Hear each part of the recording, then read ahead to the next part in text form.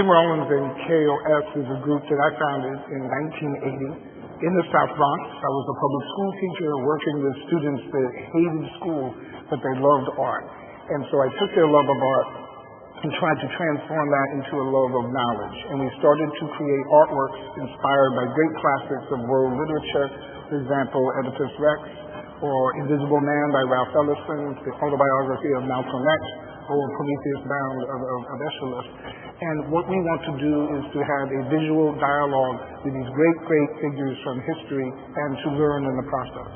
What happens is we work very closely with many communities, especially in New York City. And so public schools, churches, community centers, they all hear about Tim Rollins and KOS, Kids of Survival, and they recommend a student to come work with our team.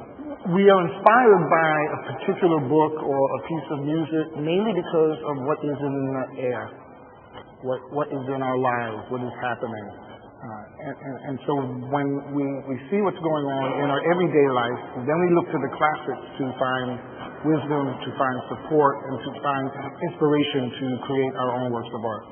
Well, usually I often get an idea, and then I go try to find a text that I think the KOS will respond to. And in many times it takes 4, 5, 6 years. With Invisible Man, that's 6 years to come up with this.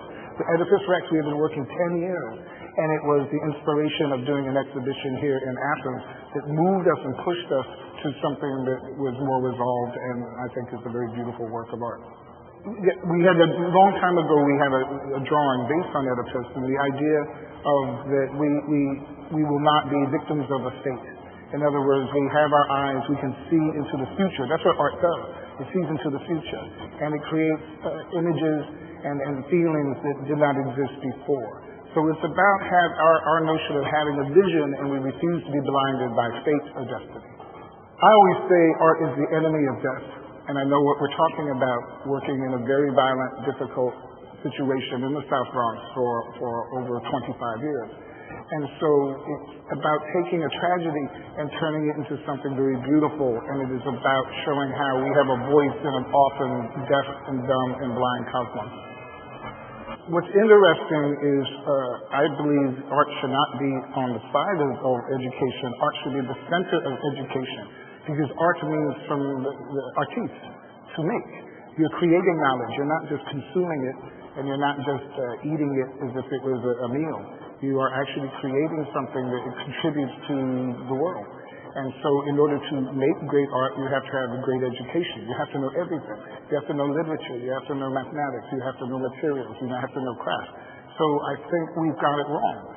That art really should be the center of all education. It's a very private thing for me. Yes, I'm a Christian. Yes, I am a Baptist in a black church in Harlem. And for me, that's very important. I don't preach to my students.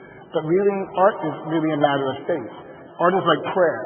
If you believe in prayer, if you don't believe in prayer, then it doesn't do anything.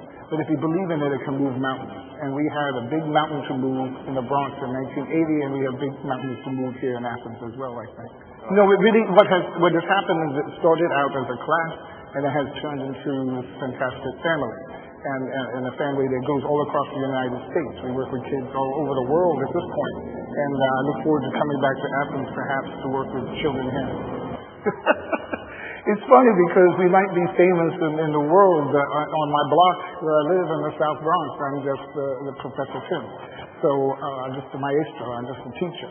And so it really hasn't affected us very much because we're very close to our roots, and they never left.